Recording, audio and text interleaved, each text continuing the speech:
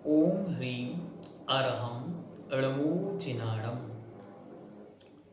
गति भीतरा सर्वज्ञ अरिहंत महाप्रभु के इस पवित्र जिन शासन को जानने के क्रम में आज हम गति के विषय में जानेंगे। गति शब्द का सामान्य अर्थ होता है जाना। एक स्थान से दूसरे स्थान पर जाने का नाम गति है। वैसे ही यह मनुष्य, यह जीव आत्मा प्रत्येक स्थानों पर घूमती हुई यहाँ वहाँ भटक रही है, उसी का नाम गति है। उन्हें अच्छी तरह आपके सामने रखते हैं, देखते हैं। गति किसे कहते हैं? तो गति नाम कर्म के उदय से होने वाली पर्याय मतलब अवस्था को गति कहते हैं। 8 कर्मों में एक कर्म होता है नाम कर्म, और उस नाम कर्म के भी बहुत सारे भेद होते हैं। उनमें से एक भेद है गति नाम कर्म। तो उस गति नाम कर्म के उदय से जिस जीव को जो अवस्था प्राप्त होती है, जिसे पर्याय कहते हैं, उसका नाम गति है। गति कितनी होती है? तो गति 4 होती है। नरक गति, त्रियंच गति, मनुष्य गति, देव गति। हमें जब भी गति कोई पूछे तो क्रम याद रखना है कि या तो हम बढ़ते क्रम में ऊपर से नीचे बोलें या नीचे से ऊपर बोलें। जैसे नरक गति, त्रियंच गति, मनुष्य गति, देव गति, या फिर इसके अपोजिट देव गति, मनुष्य गति, त्रियंच गति, नरक गति। ये एक सीक्वेंस होगा और बहुत व्यवस्थित होगा। आइए अब इन चारों गतियों के विषय में थोड़ा सा जानते।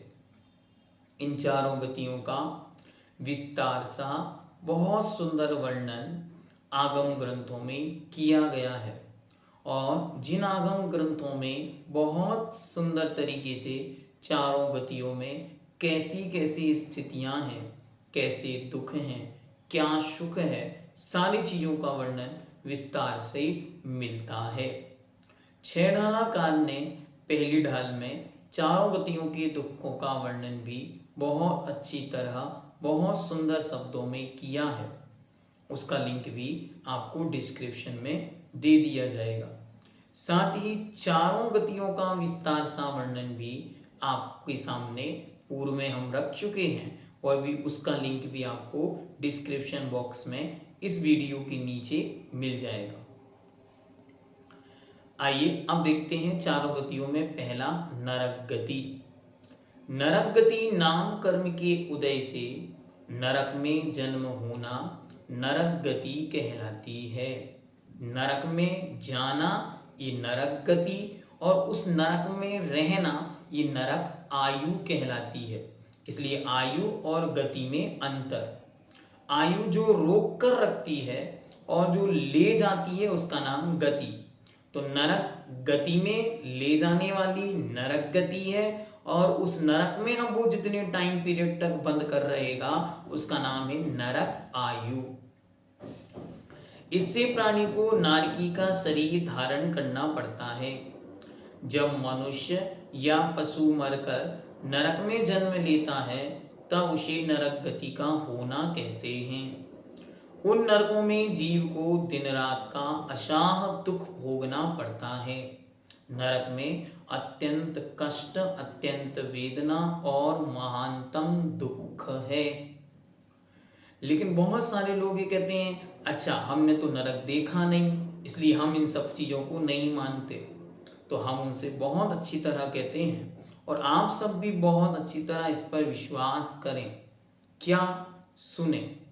पूज्य आचार्य भगवंत विद्यासागर जी महाराज कहते थे, देखो मुझे तो वीतराग सर्वज्ञ अरिहंत प्रभु और उनकी वाणी जिन वाणी पर पूर्ण विश्वास है, और उन्होंने बतलाया कि नरक ऐसा है और यहाँ इतना दुख, इतना कष्ट, इतनी परेशानियां हैं, तो अब मैंने संकल्प लिया है कि मैं अब दोबारा वहां नहीं जाऊंगा, इसलिए मैंने ऐसा मार्ग चुना जिससे पुनः दोबारा दुर्गतियों में जाना ना हो। लेकिन यदि आपको विश्वास नहीं है कि नरक ऐसा है, तो एक बार और जाके अच्छी तरह प्रैक्टिकल करके आओ। क्या समझ में आया? कि या तो विश्वास मजबूत करके और उस रास्ते को छोड़ दो जिससे फिर से नरक में नहीं जाना पड़े। लेकिन यदि आपको विश्वास नहीं है तो अच्छी तरह नरक की व्यवस्था बनाओ, टिकट कटवाओ, फिर से नरक जाओ, बढ़िया से देख के एक्सपीरियंस करके वापस लौट के आना।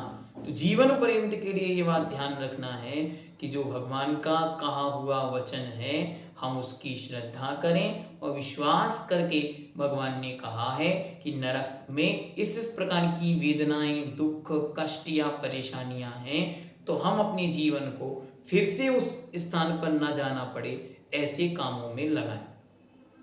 नरक जाना क्यों पड़ता है? तो कहते हैं बहुत आरंभ करने से। आरंभ मतलब होता है घर गृहस्थी का कार्य जिसमें बहुत ज़्यादा जीवों का घात होता है, हिंसा होती है, बहुत ज़्यादा पाप होता है। ऐसे बहुत ज़्यादा आरंभ करने से और बहुत अधिक परिग्रह रखने से, परिग्रह था ममत्व बुद्धि, यह मेरा है, यह मेरा है, ऐसा करके बहुत अधिक सामग्री को जोड़ने से नरकों में जन्म होता है। नीचे अधोलोक, पाताल लोक में 7 नरक हैं। ध्यान रखें, जो आपने 3 लोक का नक्शा देखा होगा, 3 लोक का मैप देखा होगा, उसमें नीचे का जो पार्ट इस तरीके का है ऐसा, उसमें 7 नरक भूमियां, पृथ्वियां होती हैं। उन 7 पृथ्वियों में 7 नरक स्थित हैं। पृथ्वियों के नाम अलग हैं और नरक के नाम अलग हैं। पृथ्वियों के नाम हैं रत्न प्रभा, शर्करा प्रभा, बालुका प्रभा, तम प्रभा, धूम प्रभा, तम प्रभा और महातम प्रभा। रत्न, शर्करा, बालुका, पंक, धूम, तमो, महातमा। ठीक, उन 7 पृथ्वियों में 7 नरक स्थित हैं। उन 7 नरक के नाम हैं धम्मा, बंसा, मेघा, अंजना, अरिष्ठा, मघवा और माघवी। अच्छी तरह इन नामों को याद करना है और भावना भाना है कि अब इन पृथ्वियों में हमको लौटकर कभी नहीं जाना। और जिनका मन हो तो आचार्य महाराज ने मार्ग आपको बता दिया कि इन इन कामों से जाया जाता है। तो जाना चाहें कि देखने कि वहाँ क्या व्यवस्था है, तो आप अपना रास्ता स्वयं डिसाइड कर लें। नेक्स्ट गति है त्रियंच गति। ये अच्छी तरह ध्यान रखना है कि वहाँ नरकों में संगी पंच इंद्रिय जीव ही होते हैं और विसंगी पंच इंद्रिय जीव पूरे जीवन महान कष्टों को भोगते हैं। वहाँ अकाल मरण नहीं होता, तो वहाँ से मरकर बाहर निकलना बहुत कठिन होता है। जो आयु लेकर वहाँ जाता है उतनी आयु तक दुखों को, कष्टों को, वेदनाओं को सहन करना ही पड़ता है। नेक्स्ट त्रियंच गति। त्रियंच मतलब पशु, पक्षी, छोटे छोटे कीड़े मकोड़े आदि सब त्रियंच गति के अंतर आते हैं। त्रियंच गति नाम कर्म के उदय से त्रियंचों में जन्म होना त्रियंच गति कहलाती है। इससे प्राणी को घोड़ा, गाय, हाथी, विकलत्रय, विकलत्रय मतलब 2 इंद्रिय, 3 इंद्रिय, 4 इंद्रिय और स्थावर मतलब 1 इंद्रिय, पृथ्वी, जल, अग्नि, वायु, वनस्पति, पेड़ पौधे आदि की पर्यायों में जन्म लेना होता है। जब कोई जीव मरकर इन त्रियंचों में जन्म लेता है तब उसे त्रियंच गति का होना कहते हैं। त्रियंच बनते कैसे हैं? तो बहुत अधिक मायाचारी, छल कपट, धोखेबाजी और एक दूसरे को ठगने की प्रवृत्ति से त्रियंचों में जन्म होता है। आचार्य ने सूत्र दिया माया त्रियग योनयस्य, अर्थात मायाचारी करने से त्रियंच योनि की प्राप्ति होती है। यदि आप चाहते हैं कि आप त्रियंच ना बनना पड़े तो क्या करें? मायाचारी छल कपट से बचने की कोशिश करें। अगली गति है या त्रियंच गति। त्रियंच गति के दुख तो आपकी आंखों के सामने प्रत्यक्ष हैं। मारा जाना, भूख प्यास, छल छप, कितने प्रकार से उनको छला जाना, उनके शरीर पर कैसे कैसे आघात किए जाते हैं, सब अच्छी तरह आपके ज्ञान का विषय हैं। और अगर आपको लगता है कि त्रियंचों के दुख नहीं बहुत सुख हैं, तो आप अच्छी तरह वीडियोस के माध्यम से एनिमल्स पर होने वाले अत्याचारों की वीडियोस उपलब्ध हैं, उन्हें देख सकते हैं कि कैसी कैसी परिस्थितियां, कैसे कैसे कष्ट और संकटों से वे ग्रसित होकर अपने जीवन की बहुत निम्नतम अवस्था को जीते हैं। इतना कष्ट शायद ही किन्हीं और जीवों को भोगना पड़ता होगा। आगे कहते हैं मनुष्य गति। मनुष्य गति अर्थात मनुष्य गति नाम कर्म के उदय से मनुष्यों में जन्म होना मनुष्य गति कहलाती है। इससे प्राणी को मनुष्यों का शरीर धारण करना पड़ता है, जो आज हमें और आपको प्राप्त हुआ, ये कहलाता है मनुष्य। मनुष्य अर्थात जो मानवता के गुणों से युक्त होता है वो कहलाता है मनुष्य। जब कोई प्राणी मरकर मनुष्य गति में जन्म लेता है तब उसे मनुष्य गति का होना कहते हैं। मनुष्य कौन बनता है? तो जो थोड़ा आरंभ और थोड़ा परिग्रह रखता है, परिणामों में हमेशा निर्मलता रखता है और सोचता है कि आत्म कल्याण कैसे हो, वे जीव मनुष्य बनते हैं। मनुष्य ही सबसे पुरुषार्थशील होते हैं। अगले चौथे नंबर पर है देवगति। देवगति नाम कर्म के उदय से देवों में जन्म होना देवगति कहलाती है। इससे प्राणी को देव का शरीर धारण करना पड़ता है। इनका शरीर वैक्रियक होता है। वैक्रियक अर्थात विक्रियाओं को, अलग अलग रूपों को धारण करने वाली योग्यता और क्षमता वाला विशेष स्पेशल कैटेगरी का शरीर होता है। जब मनुष्य पशु मरकर देवों में जन्म लेते हैं तब उसे देवगति का होना कहते हैं। देव बनता कौन है? तो संयम मुनि व्रत धारण करना, देश व्रति अर्थात व्रती बनना, स्वभाव की कोमलता अर्थात परिणामों की निर्मलता, वाल तप अर्थात छोटे छोटे तपों को करना और धर्म का सेवन करना, निरंतर धर्म में मन को लगाने से देवगति की प्राप्ति होती है। जिन्होंने संयम या व्रतों नियमों को धारण कर लिया है उन्होंने अपनी देवगति का रिजर्वेशन कर लिया है। हाँ, अच्छी तरह ध्यान रखना, जिन जीवों ने मुनि व्रत धारण कर लिए हैं या श्रावक के जो 12 व्रत रूप प्रतिमाओं को धारण कर लिया है, उन्होंने अच्छी तरह अपना रिजर्वेशन कर लिया है, अर्थात वे अब नियम से आगे देव बनेंगे ही बनेंगे। इससे जीव को देव की पर्याय प्राप्त होती है और देवगति संबंधी सुखों को भोगता है।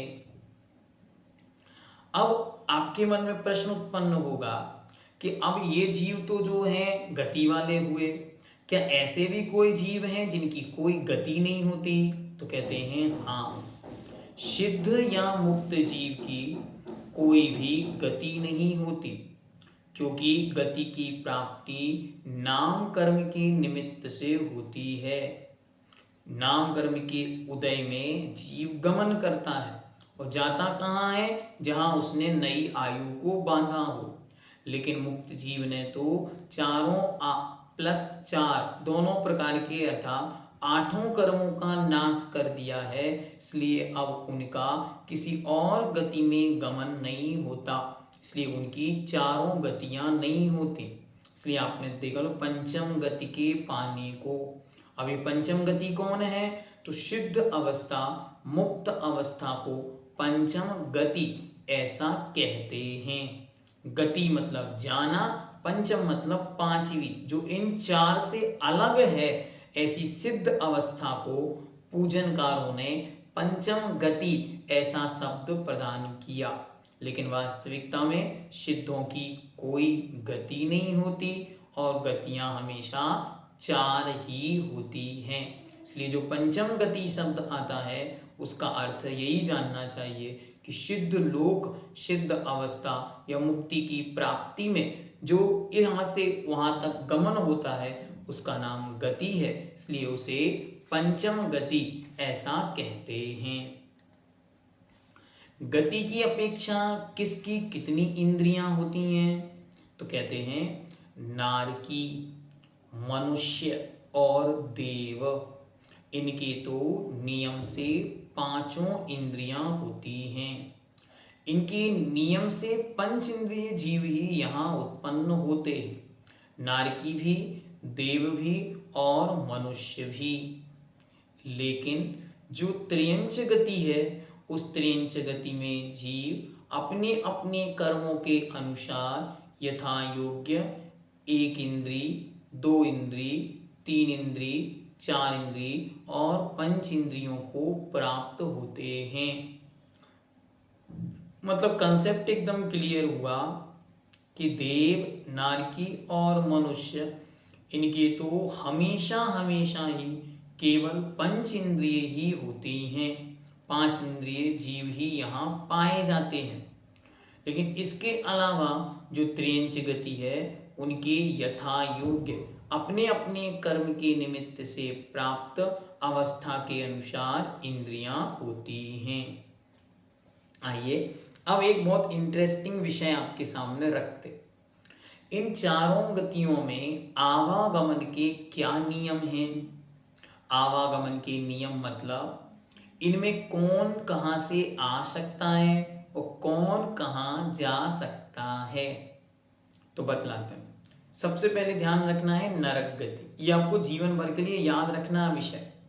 सबसे पहले नरक गति, तो नरक गति का नियम है कि नरक गति का जीव मरकर नरक में उत्पन्न नहीं होता।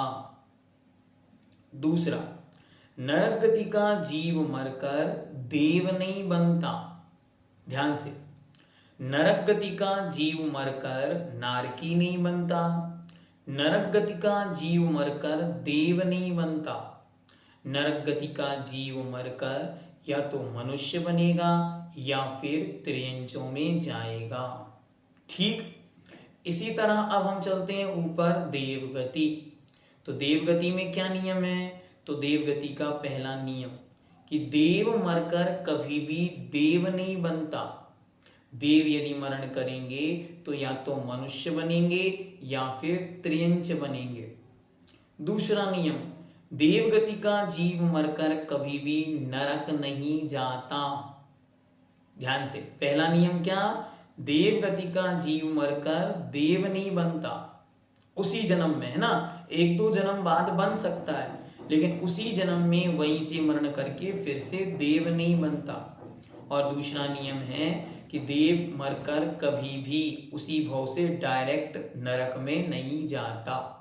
हाँ, वहां से आकर यहाँ मनुष्य बन के फिर नरक जा सकता है, वहां से आकर यहाँ मनुष्य बन के फिर स्वर्ग जा सकता है, तो ऐसा उनके चल सकता है, लेकिन डायरेक्ट उसी भाव से वे नहीं बन सकते।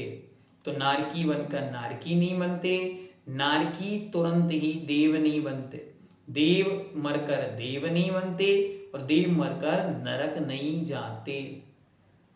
लेकिन मनुष्य और त्रियंचों में व्यवस्था एकदम अलग है। देव और नारकियों की व्यवस्था अलग। मनुष्य मरकर चारों गतियों में जा सकता है और त्रियंच मरकर भी चारों गतियों में जा सकता है। मतलब देव मरकर फिर से देव नहीं बन सकता, नारकी मरकर फिर से नारकी नहीं बन सकता, लेकिन मनुष्य मरकर के देव, नरक, त्रियंच और मनुष्य चारों में जा सकता है। ऐसी त्रियंच मरकर फिर से त्रियंच, देव, मनुष्य या फिर नारकी बन सकता है।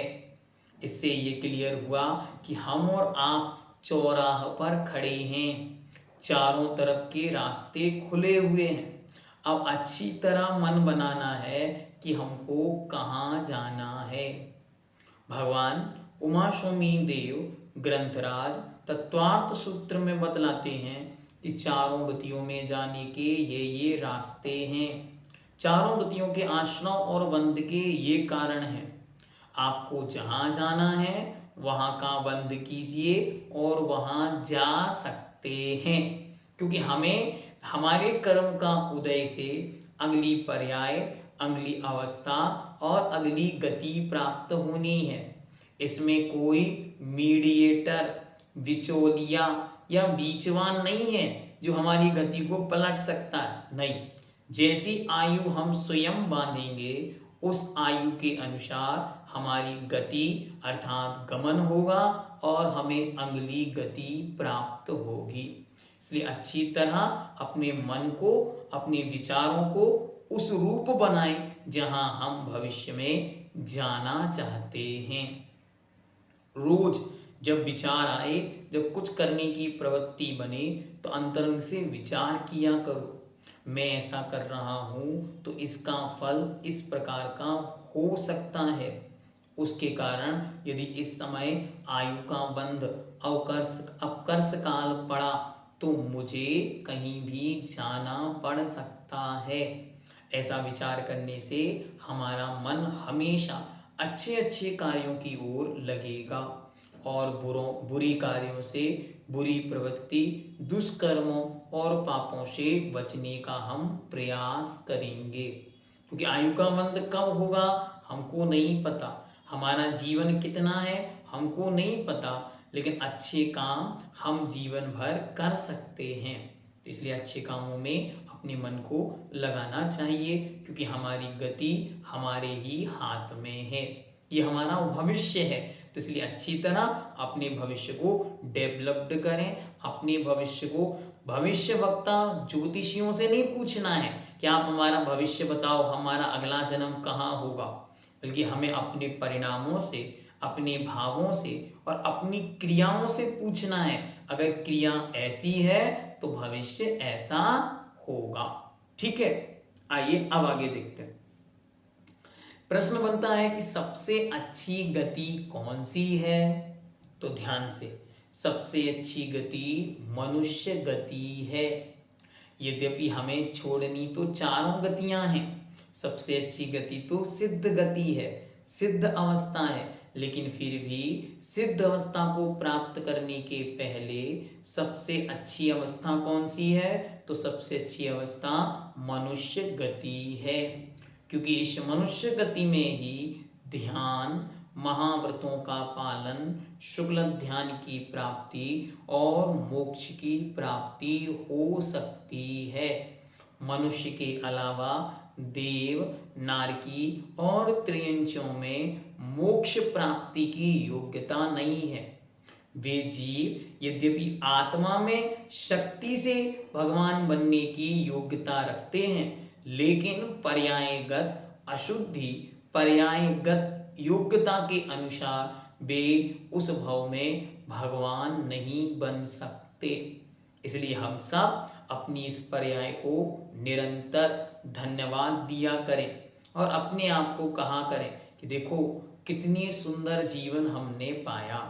सबसे पहला, चारों गतियों में सबसे अच्छी गति मनुष्य गति हमें प्राप्त हुई। दुनिया में सबसे सुंदर देश भारत हमें प्राप्त हुआ। दुनिया में सबसे अच्छे चरित्रनिष्ठ और आगम अनुसार अपने जीवन आचरण को बनाने वाले सबसे प्यारे लोग कौन हैं? तो वे लोग हैं जैन, जो अहिंसा, सत्य और धर्म के मार्ग पर जीवन को चलाते। तो वो जैन कुल, जैन धर्म हमको प्राप्त हुआ। अच्छे माता पिता प्राप्त हुए, अच्छा सुंदर और स्वस्थ सुव्यवस्थित शरीर हमको प्राप्त हुआ। अब जब सब ये दुर्लभताएं हमको प्राप्त हो गई, तो अब क्या करना? अपना सारा समय अच्छे अच्छे कामों में लगा के इस पर्याय से अब अच्छी अच्छी नवीन पर्यायों को प्राप्त कर कर मुक्ति की प्राप्ति करनी है। तो अपना लक्ष्य उस पंचम गति की ओर हो और नरसुर गति सब मिटे, गति पंचम गति हो, ऐसी प्रार्थना निरंतर करनी चाहिए। आचार्य महाराज ने लिखा कि यही प्रार्थना वीर से अनुनय से कर जोड़, हरी भरी दिखती रहे धरती चारों ओर। सनमति को मम नमन हो, मम मति सनमति हो, नरसुर गति पशु गति अब मिटे, गति पंचम गति होए। कि हे भगवान, हमारी चारों गतियां मिट जाएं और हमें पंचम गति अर्थात सिद्ध अवस्था की प्राप्ति हो। इसी मंगल भावना के साथ ओम सिद्धम।